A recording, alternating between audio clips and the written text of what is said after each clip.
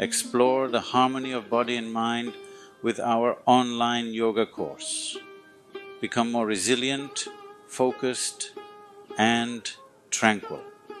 The path to a balanced life begins with a simple click on the link below. That's because you don't have the right color of the skin.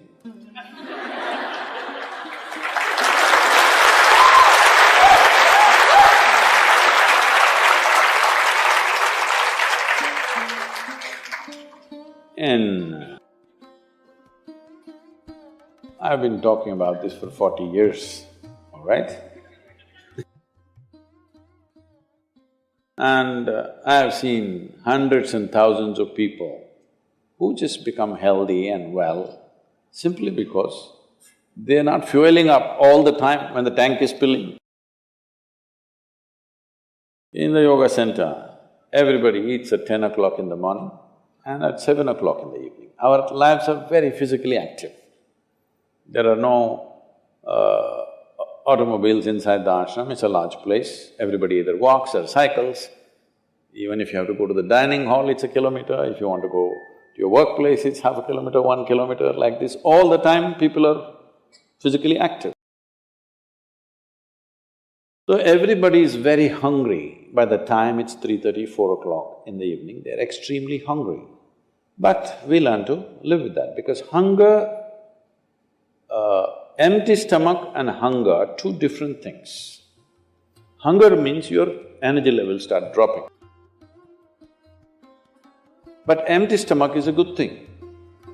In the yogic sciences, today modern science also is coming in line with this. But what we know by our experience, you will spend $1 billion to come there. Because research is all about how many $1 million, that's how it is. Your body and your brain works at its best only when your stomach is empty. So we always make sure we eat in such a way, how much ever we eat, our stomach must be always empty within 2 to 2.5 hours time maximum. So we go to bed hungry always. People think they cannot sleep. They can sleep. On an average, for 25 years on an average, I slept only 2.5 to 3 hours. These days I'm getting little lazy and sleeping anywhere between 3.5 to 4.5 hours in spite of the level of travel that I have. When I say level of travel, if I say my level of travel in the next few days, you will fall off your chair. Yes? Should I tell you? No, not necessarily. Because in the next 10 days, I'm in 5 different countries doing I don't know how many events, all kinds of events. So, you're able to keep this up simply because you don't overeat. It's very, very important. Everybody eats 2 meals. I generally eat only 1 meal, 4:35 in the evening, because I don't like to sit in front of the plate and worry about how much to eat. I like to eat well. So, 4:35 in the evening, if I eat a meal, it's only next day. Is this enough? Am I looking okay? Hello? I'm not looking like your patient, isn't it? I'm not going to come to you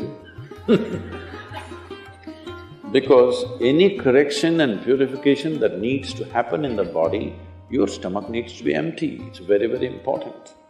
Otherwise, the purification on the cellular level will not happen. You pile up things and then you have all kinds of problems. The first thing is inertia in the body. Inertia means there are many levels of inertia. If you don't notice all that, the amount of sleep that you have is inertia. All of you have come here to live or… Hello? To live, right? Not here, I'm saying into this life. You want to live or… The intention of life is to live, isn't it? But because you talked about American doctors, this is all being picked up here also. All American doctors say minimum 7 to 8 hours you must sleep.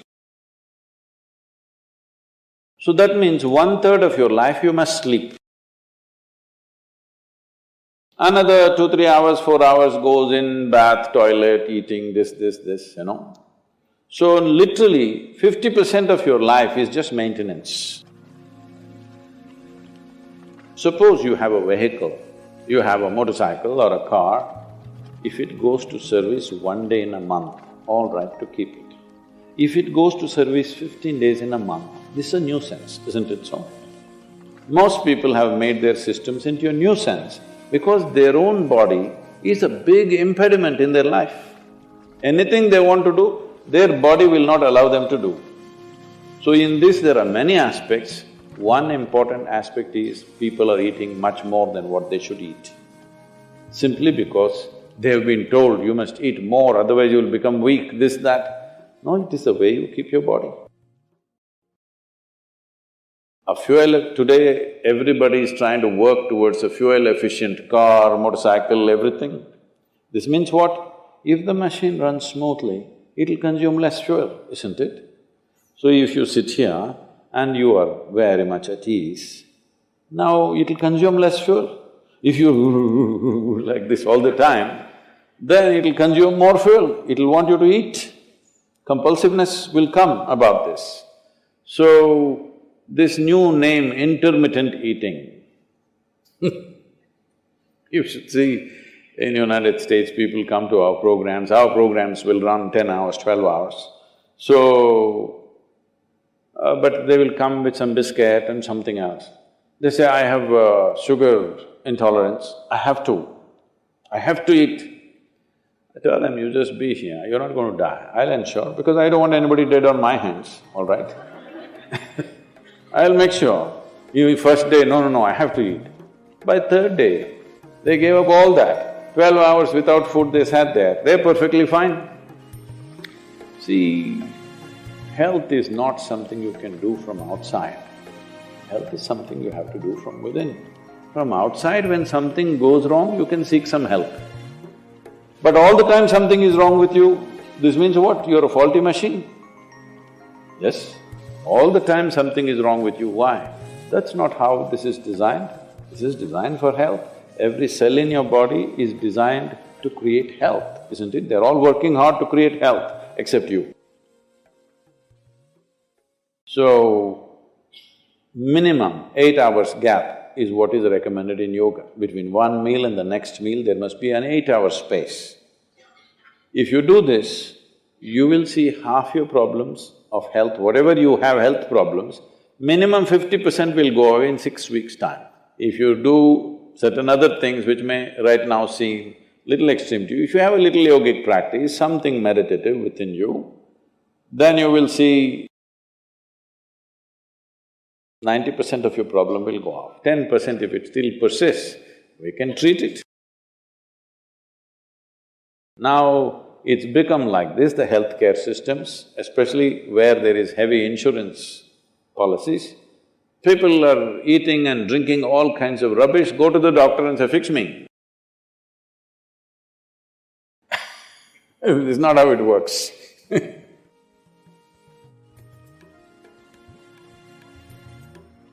The nature of life is such that if you go outside in the garden and try to catch an ant, the BHU ant, who is born here, who's grown up here and probably he'll die here, that BHU ant, if you try to catch him, he'll say, okay, to hell with my life, okay, crush me if you want. Is it so? He'll do everything to protect himself. He values his life, isn't it? Very much or no? Tiny little creature that we may not even notice, we may step on him without even seeing him, unfortunately. But he values his life immensely. Does he or no? He's got spark. But you, a human being, at least on this planet, you're the peak of evolution. physiologically at least. Yes? If other behavioral aspects, if we may have questions. But physiologically at least, the most evolved creature on the planet. What the most evolved creature on the planet means? It has the most complex neurological system and it has the highest level of cerebral capability. That means you can think, you can remember, you have memory. You have a very vivid sense of memory and a fantastic sense of imagination. An ant doesn't have such a vivid sense of memory, nor does he have any great imagination. He has some. But he has a presence of mind about the life that he is living. Because the education systems that you're going through right from kindergarten level is such that it is about everything except you. It's about everything else. Somebody is PhD in tourism, somebody is PhD in biotechnology, somebody is PhD in something. Nothing about this. How does this function? There is no attention at all. A human being functions. You have a Kala Bhairava temple here. What this means is, a human being exists in 3 times. He lives because of the richness of his memory. How rich is your memory determines what you will do and what you will not do right now, isn't it so? So memory is important, the present experience is important, and how vivid is your imagination for tomorrow is very important. Right now the problem is, these things have all gotten mixed up. Because discipline of faculty has simply not come. Nothing has been taught to our children that there needs to be… Discipline means people think English kind of discipline, walking like this like idiot. Discipline of faculty is not there. Because of this, your own mind turns against you. What happened 10 years ago, you still suffer? Hello? What may happen day after tomorrow, you already suffer?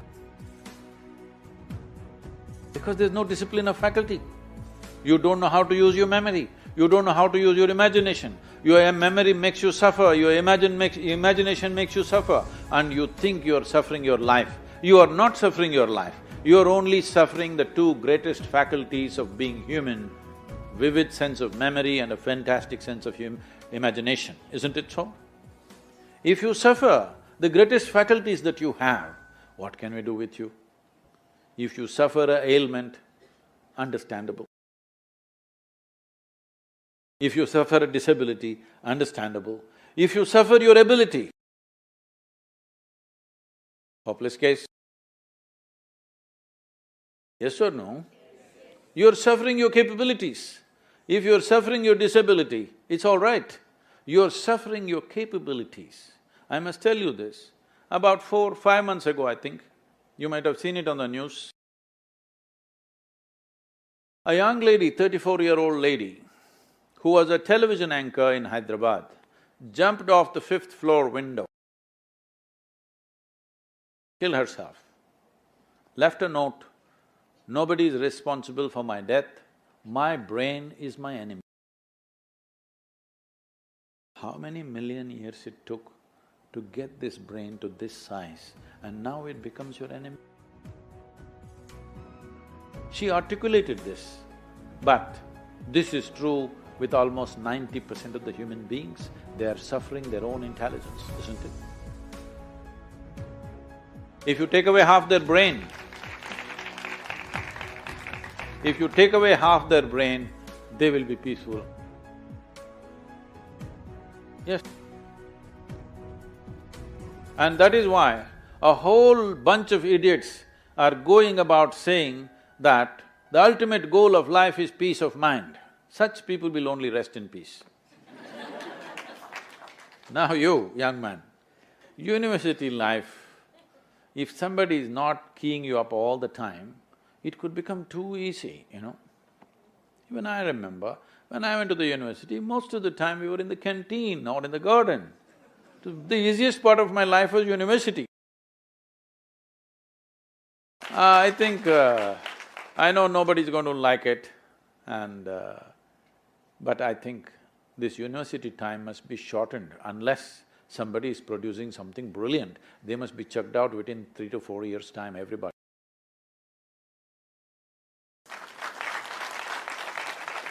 If they're doing something very focused and very intense, they must stay. Otherwise, see, this is all I'm telling all of you young people. Do whatever the hell you want in your life, but you must be intensely focused on something. If you're not investing in anything, your life, it will just go waste. Because as I told you in the very beginning, one basic ingredient of your life is time, and this is just going away. Already you're 2 hours closer to your grave since I came here. Yes or no? 2 hours closer to Manikarnika.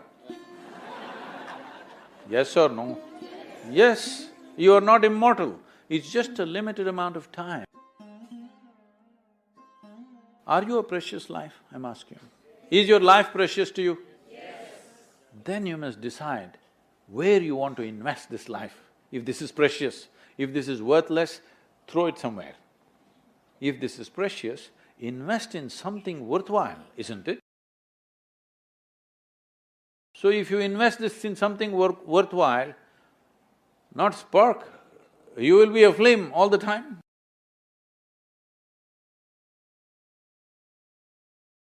See, look at it this way. Because you can't really figure what all these people want. Look at yourself. Right now you're thinking you want to become an engineer. Let's say right now I make you an engineer, this moment. Then you're thinking you need a job, I got your job. Then you're thinking you need a promotion, I got you. Then you think you need an award, I got you. Then you think you need wealth, I got you right now. Everything that you can dream of, I got you right now. What do you want now?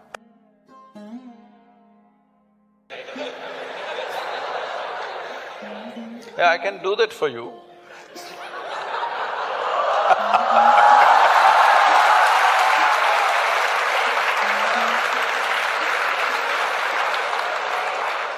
Let's say I want a job. Huh? I'm striving for a job right now. Yes. Now, we're looking at the end game, right? You got everything you wanted right now. Things that you can imagine, things that you cannot imagine right now, everything you got right now. What do you want right now? I wouldn't know what to do. Just look at it, huh?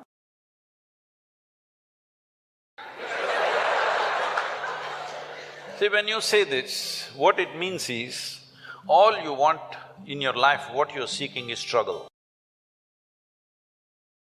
To get a job, it must take 3 years, then you will feel, wow, I got a job. Look at all the people who have good jobs, look at them walking on the street. Are they going blissfully, dripping ecstasy? Hello? Miserable guys, they're getting blood pressure, going to work. They're getting all kinds of ailments, they're freaking out. Yes? So what do you want?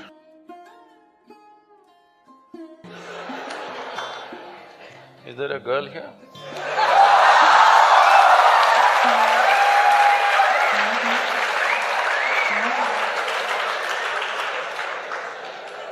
What do you want? I don't know anymore. That's good. I do not know, I like that. Because actually you do not know. Everybody keeps fooling themselves at every step in their life, thinking, what I want is, I want to become an engineer, I want to become an engineer, it'll keep you busy for 5-7 years. Then I want job, it keeps you busy for another 1 or 2 years. Then I want this kind of job, that kind of job, that keeps you busy for another 8-10 years. I want that much money, that much wealth, that keeps you busy for another 25 years. I want this kind of girl, that kind of girl, that kind of boy, that keeps you busy for a few years. Then children will come, I want my child to become this, this, this. Well, we are preparing for your funeral.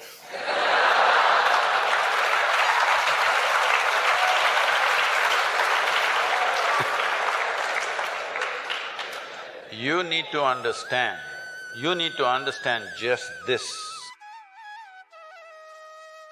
Right now, you may be giving all kinds of contexts to your life. But essentially, what you call as my life right now is just a certain combination of time and energy. Yes? As you sit here, time is rolling away for all of us. Can you roll it back?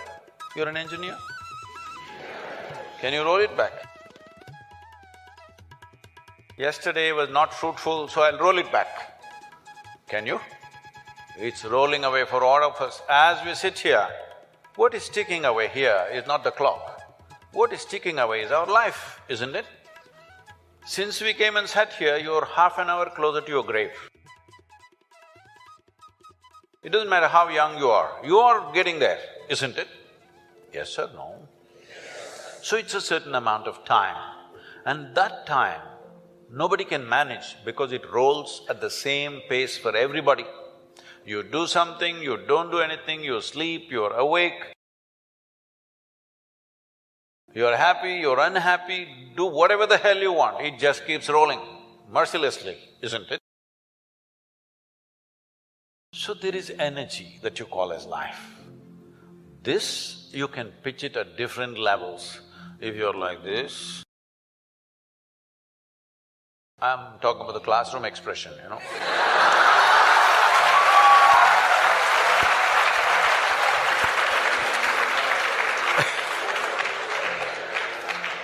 If you're like this, 24 hours feel like 1,000 years.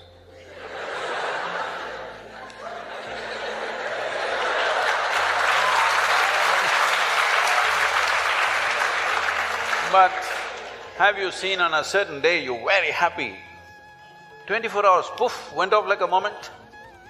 Yes or no? So, time is a very relative experience in individual subjective experiences. If you're joyful, if you live 100 years, it feels like a few moments, it's gone. Only miserable people will have a long life. Because if you're miserable, you'll always feel life is too long that you will want to cut it short. But if you're joyful, the possibility that a human being holds, before you look around, it's over, really. But what possibility this carries? So what you need to manage is your energies, because life is a certain amount of energy, it's not limitless, but it can be enhanced. If you function at one level of energy, what you do in 10 years' time, if you function at a different level of energy, the same thing you can do in 1 year's time. So if both people live for 100 years, in terms of impact and profoundness of experience, one has lived for 1,000 years, another has lived for 100 miserable years. So this is all you can do. You may think right now, engineer, this one, that one, these are all limited contexts you're setting for yourself. Fundamentally as a life, it's just time and energy, isn't it? The question is what you make out of it. Do you want to make something out of it? There's no compulsion you have to make something out of it. When I say making something out of it is not a social phenomena I'm talking. What should you become in the society? That's not what I'm talking. Fundamentally, you have come here in terms of life is you want to experience life. Question is how profoundly. Right now, if people want to experience life, what are they experimenting with? They will experiment… not this, this. Yeah, I know you guys.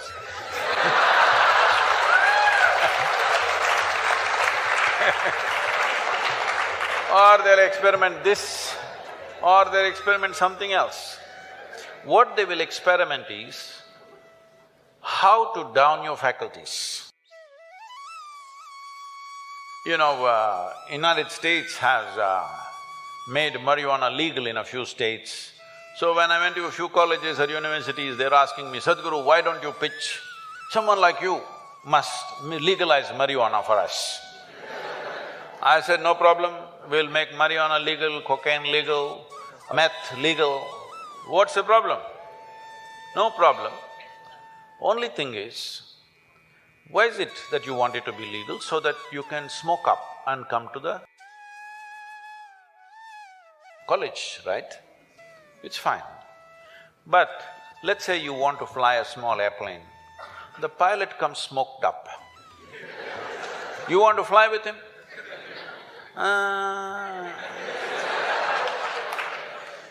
Because the guy is already flying without the airplane.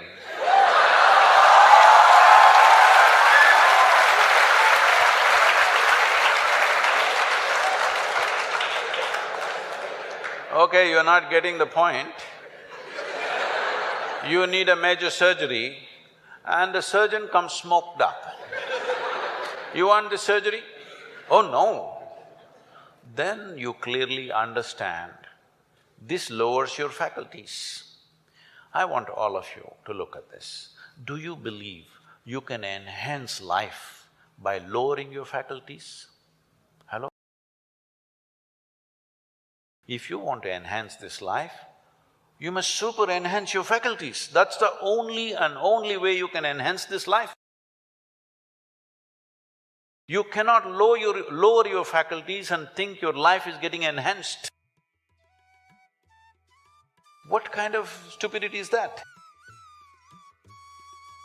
Simply because it makes you a little like this. I can make you feel like this all the time. How's that? No substance, I'm always like this only.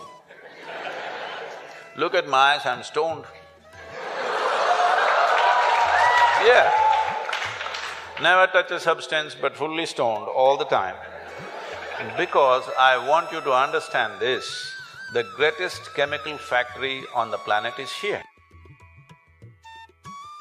If you are a good manager of this, you can create any experience that you want from within and also heighten your faculties. If you are having an experience, even to experience that, your faculty should be heightened, isn't it? Is this the greatest chemical factory on the planet, most sophisticated? Do you agree with me? Are they chemical engineers? So I'm asking, how are you managing your system? What have you done? We gave you such a sophisticated machine. Have you read the user's manual at least? No. Blindly do this and then you think pumping something is going to make this better? No. Believe me, the only and only way you can enhance this life is that your faculties are super bright. The way you see, the way you hear, the way you smell, the way you taste and the way you touch. If this is enhanced, is life enhanced in many ways? There is much more to it, but I'm saying from what you know from your experience. Suppose you could see twice better than somebody who's sitting next to you. Is your life enhanced? If you could taste better than other people, is life enhanced? If you could feel better, is it life enhanced? If you could hear better, is life enhanced? On this level you understand this, but there are many other dimensions of human faculties. If you enhance this, if you sit here, you will be blissed out simply sitting here. You wouldn't want to touch any damn thing because just sitting here is the greatest experience of your life. So, about what is the end game? If you had everything, what would you want? If you had everything that you can ever dream of, everything is right here, what would you want?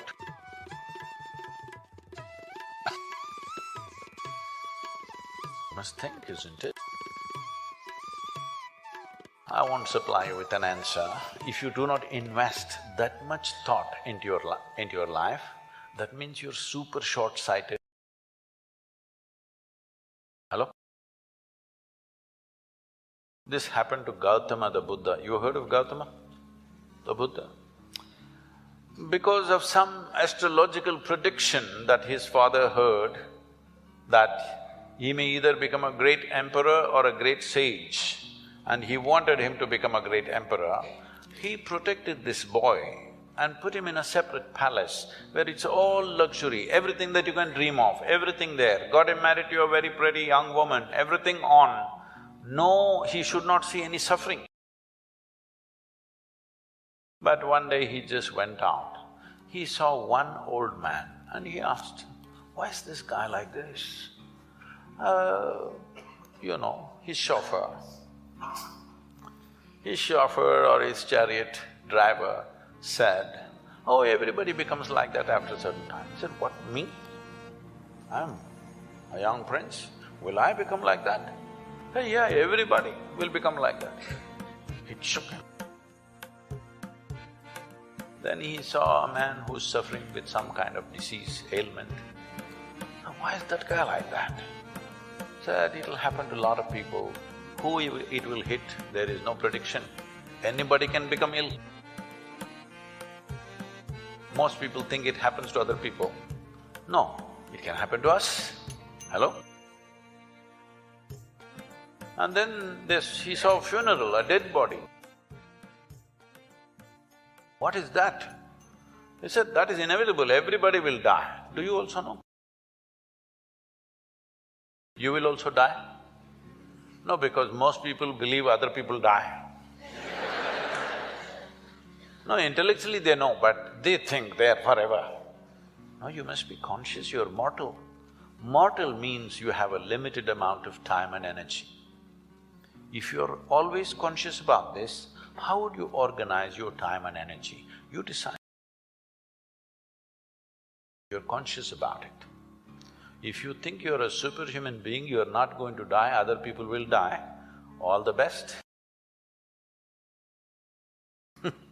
It'll come. You can realize this on your deathbed and die. See, people may think this is extreme, but you must go and volunteer in a hospice or in a hospital wards where people die, and you must see. It's very important, very, very important. Only then you become sensitive to life. Life becomes super valuable because you know it's a limited amount of time. If you watch this, unfortunately today in the world, over 80% of the people, last moment when it comes, when they die, they are not fearful, they are not in pain, they are not in something else, they're just bewildered. A look of bewilderment comes because all their life they just lived their thought and emotion, they never lived a life. This is important, you must understand, there is a psychological reality in your head and there is an existential reality which is life. Most people are mistaking their psychological reality to be existential. Your thought and emotion has become more significant in the cosmos, isn't it? Hello? Huh? What you think, what nonsense you think and feel, has it become more important than the universe or no? This means you are making your creation more significant than the larger creation. This means you must suffer. If you don't suffer, I'll be disappointed. Yes, I will be. Because if ignorance doesn't make you suffer, then what? Then what's the use of me? Because it takes a lot to come out of the trap. What is the use of somebody striving to come out of the trap of ignorance when people can live wonderfully in their ignorance? What is the point? What is the use of knowledge? What is the use of knowing? What is the use of enlightenment What is the use of realization if people can live absolutely blissfully in their ignorance? What is the point? When you're ignorant, you must suffer. And I want you to know, the greatest evil right now on the planet is not evil, it's ignorance. I'm gonna take the liberty, Sadhguru, to do what I normally do on my television show, which is a rapid fire round. Normally the end of this round… When I was young, I watched a lot of, Wild West movies. Right. When you fire, I also fire, all right? No, but no, I promise you, this is not that kind of… You're not in my line of fire at all. I will not take the liberty of being that person. These are just quick questions which when I ask for one word, you have to stick to that. Because sometimes you have a tendency of not exactly answering the question asked. But you give such a profound and prolific retort back that it makes you very satiated. But in this case, my only request is that if it's one word, then it's just one word. Okay. And the end of this, normally, you get a hamper, but in the absence of a hamper here, you already have something, right? Yes. So, or this beautiful bouquet that is right next to you. But so there's no hamper, but you will get my utmost gratitude. Thank you. All right, very simply, what is the one thing that is essential to living a balanced life? Sense.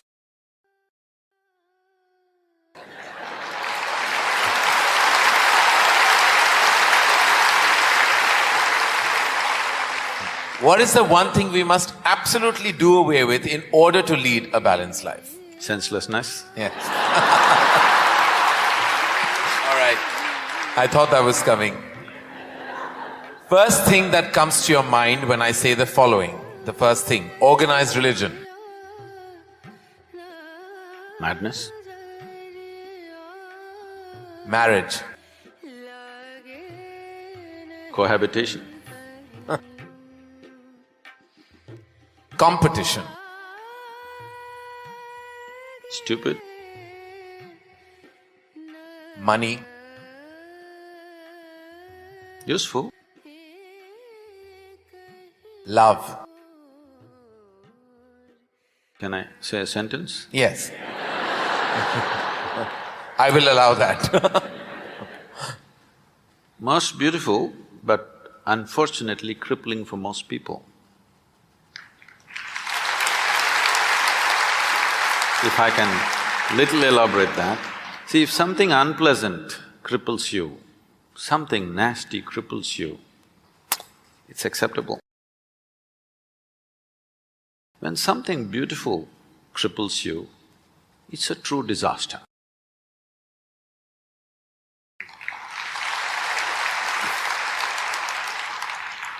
If you could ask one person, alive or dead, one question, who would you ask and what would that be?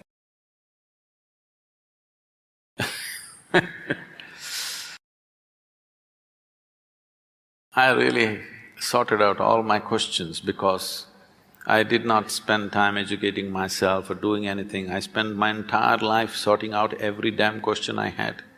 I've kind of run out of questions. And you certainly have not run out of any answers, and you never will. Best advice you have ever received?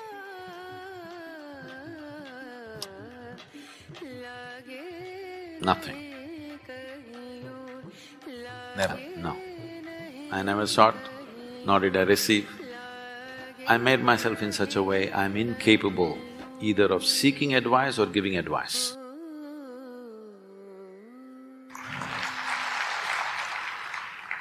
In an imaginary, completely hypothetical situation, if you had a day off with no commitments, no responsibilities, what would you spend the day doing?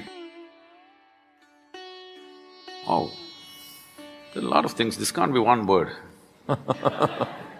No, it's not one word. See, I have an indiscriminate sense of passion towards everything. There were lots and lots of things I did at one time, but these days, time is not allowing me to do that, so generally if I have little time, all I do is play golf. Because that's safe and within the city and I can get back in time for something else to be done. But if an entire day is left to me, which they've not done for a long time, they've not left it to me. If that happens, I will close my eyes and sit because that is the best, I am at my best when I truly have nothing to do.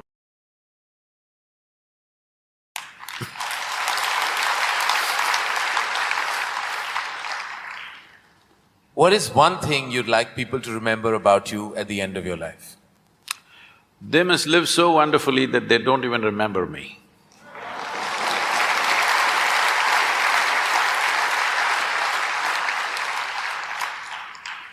If you found a way to travel through time, where would you go? I'm kind of done with all those things. Your universe visited already, you have visas for every part of this ecosystem. If we can do some slow fire, Yeah. because that's a question with many ramifications. This, for example, traveling in the world, we jetted around and now we want to travel to the Mars, we want to travel to another place.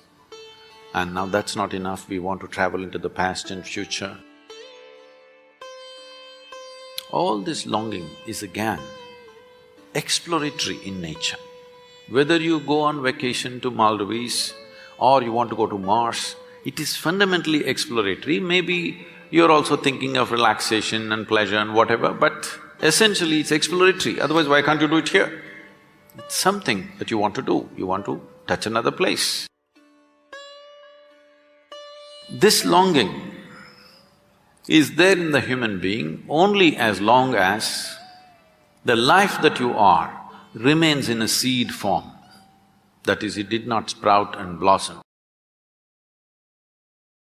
This happened when Adi Yogi was expounding the science of yoga and talking about the nature of the cosmos, how it's related to your individual self and what you can do with it. Then the seven sages who were with him, they asked, what is the nature of this cosmos? How big is it? Where does it begin? Where does it end? So he laughed and said, your entire cosmos, I can pack it into your mustard seed. Because your ideas of time and space are essentially because you're living within the framework of your intellect. If you cross that dimension, then there is no such thing as time and space. Everything is here and now. So, traveling through time, space, no, it means nothing to me because it's difficult to express, difficult to articulate. If I sound little… I have a reputation of being very logical, but if I sound illogical or silly to you, you can blame it on my jet lag. I just come from United States after 6 weeks, so you can say maybe he was jet lagged, that's why Sadhguru is saying something silly. But I'm fine. I'm saying this because you can't fit the universe into your silly little logic. Today's human being is too overly enamored with their own logic that they're missing the entire life. The gamut of phenomena that's happening in the existence is missed because the only way you can accept anything is it has to fit in to the square hole of your logic. Anything that doesn't fit into your logic, you will reject. In this, you rejected the entire cosmos. In this, you have rejected the magic of life. You have become a slave of logic and completely missing the magic of life. So, this time, space, all this stuff is because intellectually you're trying to dissect the universe and try to understand this. Tell me if you sit here, suppose you're very joyful, do you see, you will not know how the day passed off. And if you're depressed, do you see the day won't pass? So time is a consequence of the miserable nature of human existence. If you are truly blissed out and ecstatic, you wouldn't know what is a day, what is a year, what is a lifetime, you wouldn't know. There have been times I sat down, I didn't realize, I thought it's 5 minutes, but people gathered around and started molesting my feet. Well, because in their understanding, I sat there for many days or whatever. This idea of time and space is a very convoluted idea simply because people are stuck in the framework of their logic. My work, my fundamental work is to take people beyond the framework of logic into the true magic of existence, our own existence. But it takes a lot of time. Still, my reputation is of being very logically correct because I'm still trying to woo them. Still wooing them, you know. For the real thing to happen, they will take a long time, unfortunately, because they have become such slaves of their logic. What is the first thing you notice when you meet a person? Just everything. Everything. Everything. Past, present and future.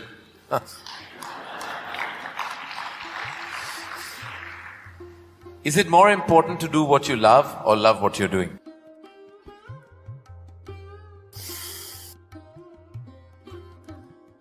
One word or more? The choice is entirely yours. See, if you are an intelligent person, you will try to do what you love most. But if you're a genius, you will do just what is needed.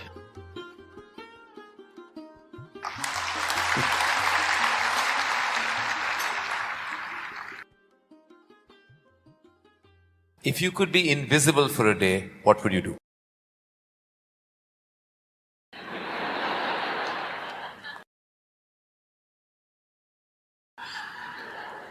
You wouldn't know?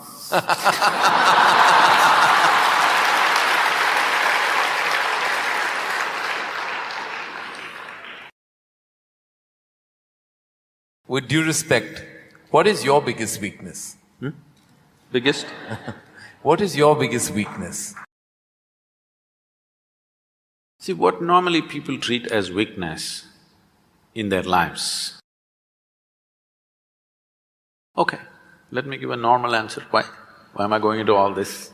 Already you said I'm what? What's the word? Sashayed.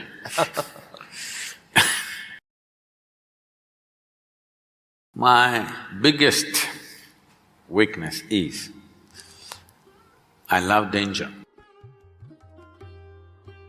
Without danger, I cannot live. I need to do something which keeps me on the edge of being mortal, being alive and dead. I want to walk that line all the time.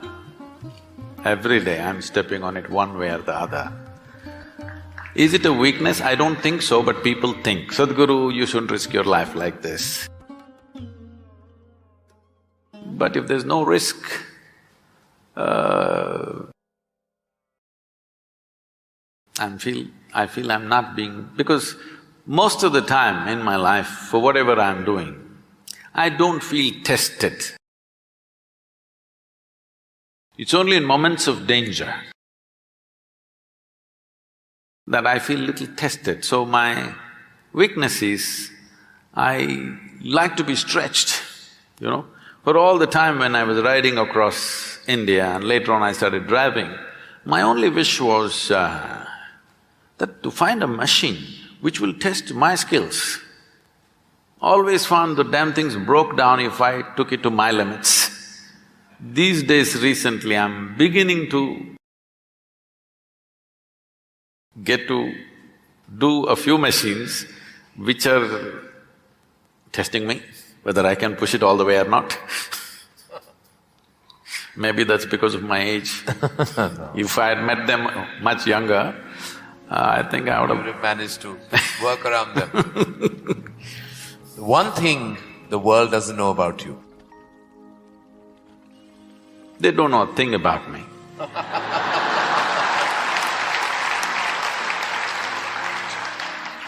That's a fact. And the one thing you wish you could change about yourself?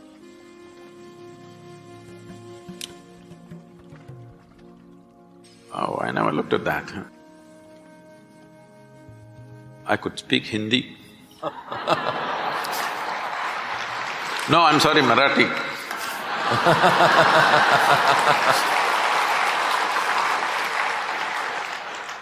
The one thing you wish you could change about the world? Oh, a lot of things. One. Human beings. Desperately in need of. So what would you consider to be your greatest achievement? I don't think there's any. Because I always fall woefully short of my own expectation of what I could do. So I never feel anything is an achievement. Is there a song you love and can listen to all the time? Oh. I somehow… Now, probably because this came to me at a certain time when I was in my early teens maybe. So this one song kind of comes back to me more often than anything else. It's not that I even seek it, but somehow one way or the other this song keeps coming back to me. Is how many times Okay. I know you haven't seen any of my films, but do you have a favorite film? Oh. I've seen many good movies. At one time I saw a lot of them. I've not seen much of Indian cinema, but I saw a lot of English cinema. But one movie that I thoroughly enjoyed at that time, because on that day the way things happened, many life situations fell together and everything, was Roman Holiday. Oh. Well, I have to say that that's the first film I've ever seen in my life. My mother took me to the cinema. Here we are. It is true. Roman Holiday is the first film I ever saw. It was my introduction to the big screen. I'm glad I have something in common with you. That image of Audrey and Gregory Peck is somehow just stayed with me. Wonderful. It was probably my age. Yeah. Oh, it must have been. Something you enjoy doing and wish you had more time for? I wish I had more time, because I made myself like this, that there is nothing that I enjoy or do not enjoy. I make sure I enjoy everything that I do, including simply sitting quietly or talking to somebody or doing whatever, because my activity is not limited to one area, so many things. If you did not enjoy everything that you do and do not do, you will go insane trying to manage so many things. But I will not go insane, because I enjoy being alive. Activities, anything is okay. Everything I do, I enjoy. Small things, big things, every kind of thing. Most profound things and silly things, I enjoy thoroughly. Should us all. Lastly, in a biopic made on you, who would play you? But who would make a biopic first of all? No, there would be lots of interested people.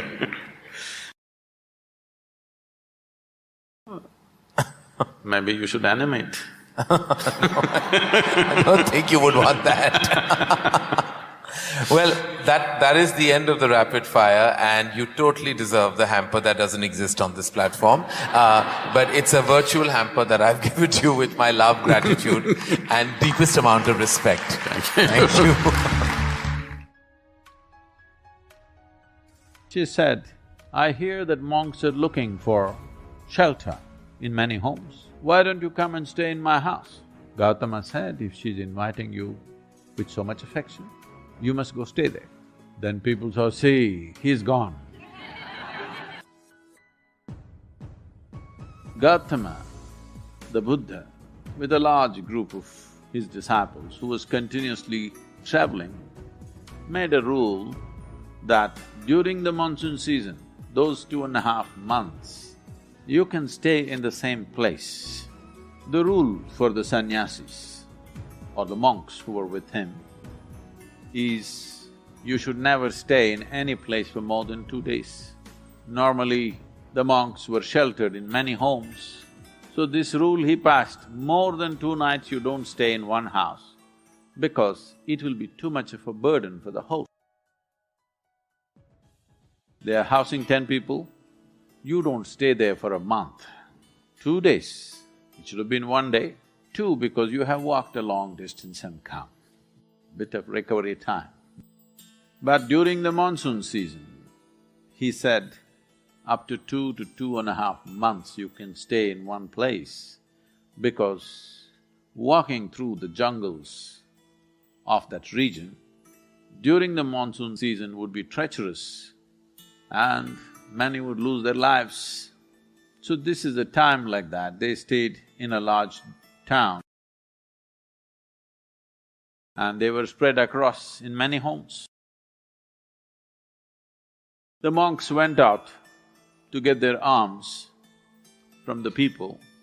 Ananda or Ananda Tirtha, as he was known, who happened to be Gautama's elder brother before his monkhood, went out and there was a courtesan or a prostitute in the town. She gave him alms, looked at him, a handsome young man, tall and straight. She said, I hear that monks are looking for shelter in many homes. Why don't you come and stay in my house? Another said, I have no issue, but I must ask the Buddha as to where I should stay. Then she became really taunting. She said, oh, you're going to ask your guru? Go and ask him, let's see what he says. So Ananda brought what he had collected for the day. Gautama was sitting, he came and placed it at his feet, and everybody is supposed to find food and shelter wherever they go. Ananda asked, like this lady is inviting me, can I stay there? Gautama said, if she's inviting you with so much affection, you must go stay there. The townspeople who were sitting here, they said, what? A monk is going to go and stay in a prostitute's home? This is it.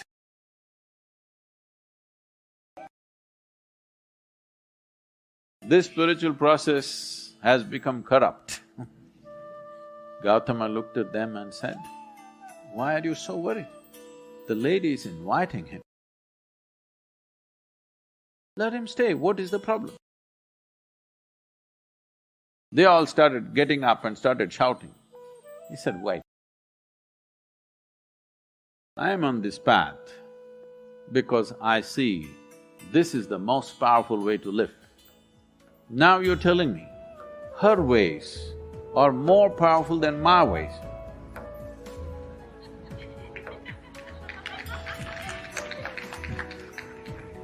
If that is the truth, I will also go and join her.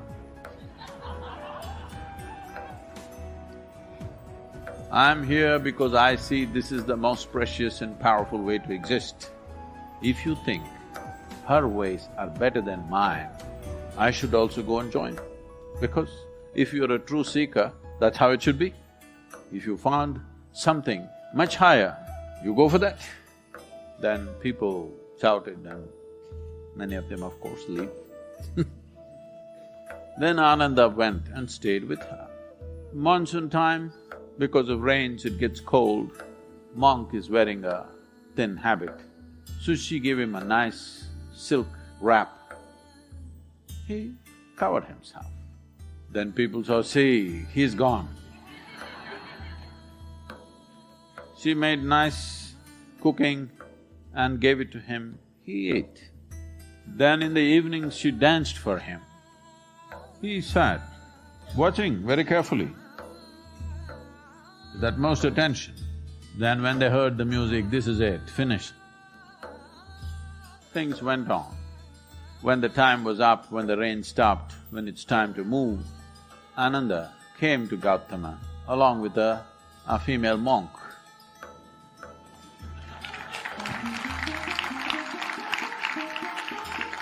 So, the power of being on the path of truth has been there, but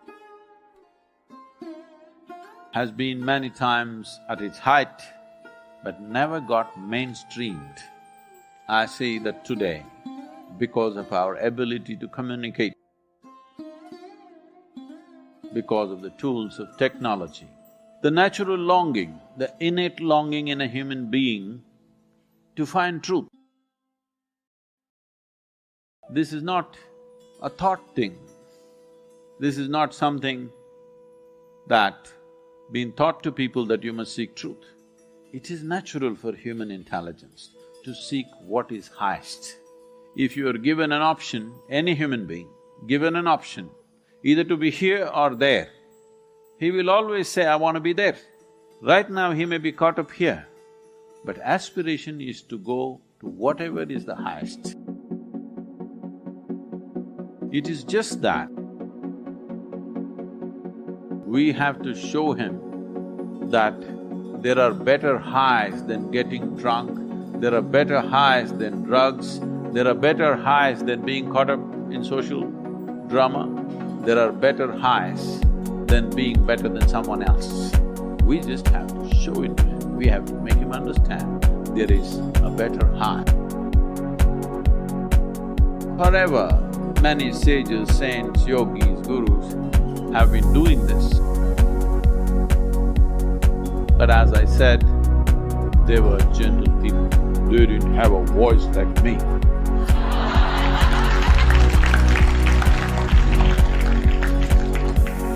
They didn't have a microphone.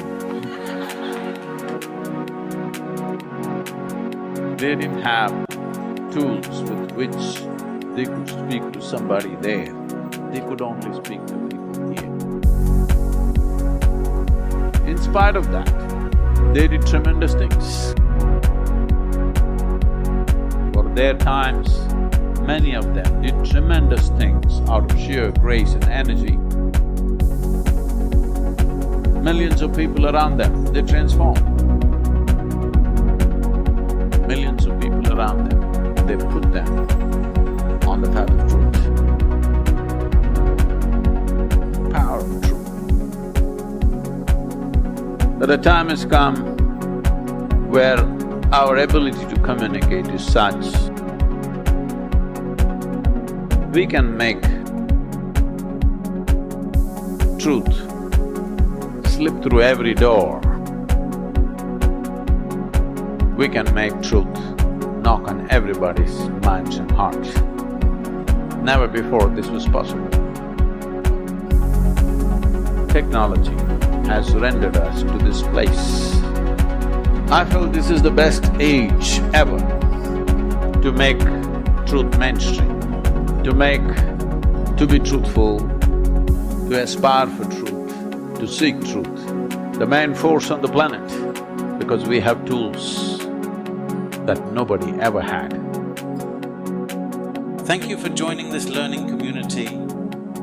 Let us know your ideas in the comments, subscribe to continue our journey together, and invite others to embark on this journey.